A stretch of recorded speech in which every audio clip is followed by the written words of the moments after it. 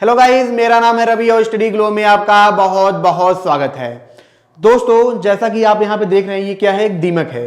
ठीक है, ध्यान से देखिए। ये दीमक है जो हर घर में पाया जाता है। आपने कभी कभी आवाज इसकी सुनी होगी, लेकिन ये इतना ज्यादा खतरनाक है दोस्तों कि एक रिसर्च हुआ है, एक स्टडी हुई है, और जिसमें उन्होंने ये बताया है कि आने वाले वक्त में 2050 तक ये दीमक क्या करेगा, पूरी धरती को खत्म कर सकता है। और साथ ही साथ ये क्या करेगा, जो प्लैनेट्स हैं सबको खत्म कर सकता है, जो लकड़ी है उनको खत्म कर सकता है। और साथ ही साथ 2050 तक अगर ये रहे और टेम्परेचर बढ़ता रहा तो टेम्परेचर, जो क्लाइमेट चेंज है, वो बहुत हद तक बढ़ जाएगा, इतना हद तक कि कुछ बचेगा ही नहीं। जी हाँ दोस्तों, एक आर्टिकल है हिंदू, मैं आपको दिखा दूं, इंडियन एक्सप्रेस में। ठीक है दोस्तों, इसमें यही बताया गया है, how termite behaviour link the warming world finding the new study.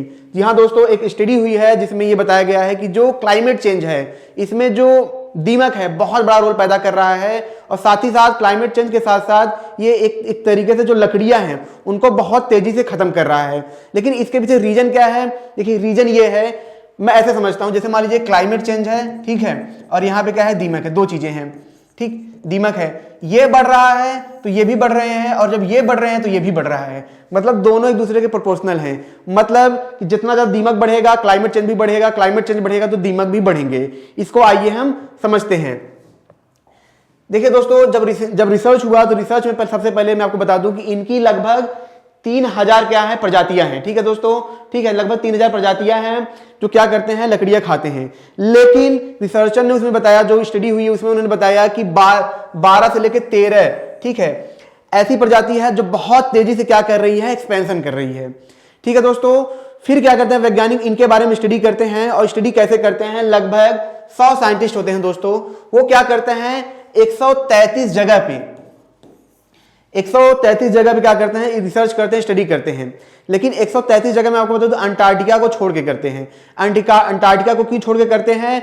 क्योंकि मैं आपको बता दूं, जो अंटार्कटिका में जो दीमक हैं वो इतना ज्यादा ही इफेक्ट करते हैं जितने छोटे मोटे माइक्रोब्स हुए, अलगाई हुए, फंगी, ये सब इफेक्ट करते हैं। मतलब जो छोटे मोटे इंसेक्ट करते हैं उन्हीं के बराबर क्या होता है, जो वहां पे दीमक होते हैं, इफेक्ट करते हैं। लेकिन और जगह पे क्या है, जैसे जैसे जहां टेम्परेचर वेरी कर रहा है तो वहां दीमक जो है वहां के हिसाब से क्या कर रहे हैं? बहुत तेजी से लकड़ियों को खा रहे हैं। मतलब जहां जहां टेम्परेचर बढ़ रहा है वहां दीमक की जो एफिशिएंसी है वो तेजी से बढ़ रही है। लेकिन उसी स्थान पे जो और इंसेक्ट हैं, ठीक है, उनका एफिशिएंसी नहीं बढ़ रहा है। मतलब इसको एक साधारण भाषा में समझिए, मान लीजिए प्लेस ए है और ये प्लेस बी है, ठीक है। यहाँ पे टेम्परेचर 1 है, यहाँ पे क्या है? 2 है। अब यहाँ पे मान लीजिए कि बहुत सारे इंसेक्ट हैं, ठीक है, ए बहुत सारे इंसेक्ट हैं, उसी में क्या है? दीमक भी है। तो ठंडे स्थान पे क्या है? दोनों का इफेक्ट बराबर है। मतलब नॉर्मल तरीके से वो लकड़ी को खा रहे हैं, चीजों को खा रहे हैं। लेकिन जहां गर्म जगह है वहां पे जब ये दीमक जाता है तो इनके कंपेयर में बहुत तेजी से वो लकड़ियों को खा रहा है। ठीक है दोस्तों, और वही और इंसेक्ट जो है यहाँ पे आ रहे हैं तो नॉर्मल बिहेवियर कर रहे हैं। तो दीमक के साथ ऐसा नहीं है। उसके बाद क्या होता है दोस्तों, जब ये स्टडी करते हैं तो जब रिसर्च में निकल के ये आता है कि इन्होंने देखा कि मान लीजिए कि यहाँ पे क्या है? 20 डिग्री सेल्सियस है। तो दीमक, अब मान लीजिए जो दीमक है लकड़ी को खा रहा है, ठीक है, मान लीजिए एक किलो एक दिन में खा जा रहा है, ठीक है। लेकिन जैसे ही वो हॉटर जगह पे जाता है, जैसे ही वो गर्म जगह पे जा रहा है तो वहां पे दिक्कत क्या हो रही है? जैसे मान लीजिए यहाँ पे 30 डिग्री सेल्सियस है, जैसे ही यहाँ पे जा रहा है तो ये क्या कर रहा है? यहाँ पे 7 गुना तेजी से लकड़ी को खा रहा है।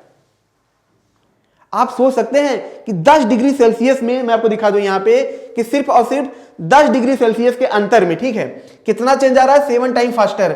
मतलब 7 गुना तेजी से ये बढ़ भी रहे हैं और 7 गुना तेजी से लकड़ियों को खा भी रहे हैं। अब आप बोलेंगे सर दीमक है, क्या कर लेगा? दीमक की क्या औकात?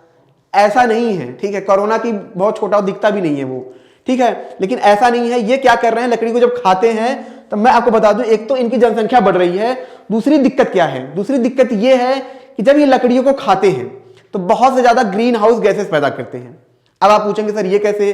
देखिए, मैं आपको बता दूं कि जो प्लांट होता है, आपको पता है ये क्या करता है? कार्बन डाइऑक्साइड खाता है और फोटोसिंथेसिस के द्वारा अपना खाना बनाता है, आपको पता है। लेकिन जब प्लांट जो होता है जब पुराना होने लगता है, जब लकड़ी इसकी कच्ची मतलब एकदम पक जाती है, तो उसी के सारे क्या होता है? दीमक उसके अंदर घुसने लगते हैं, ठीक है। जब उसके अंदर घुसने लगते हैं तो उसके बाद क्या होता है कि जब ये उसको खाते हैं लकड़ियों को, ठीक है, खाने के बाद क्या होता है? जब ये पाचन करते हैं तो ये रिलीज करते हैं बहुत ज्यादा मात्रा में कार्बन डाइऑक्साइड, ठीक है, और क्या रिलीज करते हैं, मीथेन गैस। और ये दोनों गैस दोस्तों मैं आपको बता दूं कि क्या है, ग्रीन हाउस गैसेस हैं, जिनकी वजह से हमारा प्लेनेट बहुत ज्यादा गर्म होता है। और आप सोच के बहुत ज्यादा आश्चर्य होंगे कि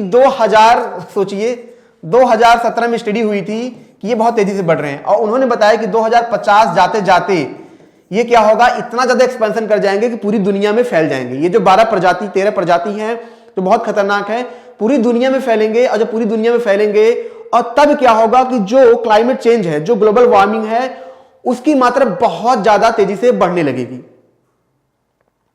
मतलब एक टाइम था कि जहां भी ये जो दीमक थे अपने नॉर्मल अवस्था में रहते थे, ग्लोबल वार्मिंग थोड़ा सा बढ़ा तो ये क्या हो रहा है, इनकी जनसंख्या तेजी से बढ़ने लगी। जब थोड़ा सा बढ़ रहा है, इनकी जनसंख्या तेजी से बढ़ रही है, और जैसे जैसे टेम्परेचर बढ़ रहा है वैसे वैसे तेजी से ये बहुत तेजी से बढ़ रहे हैं।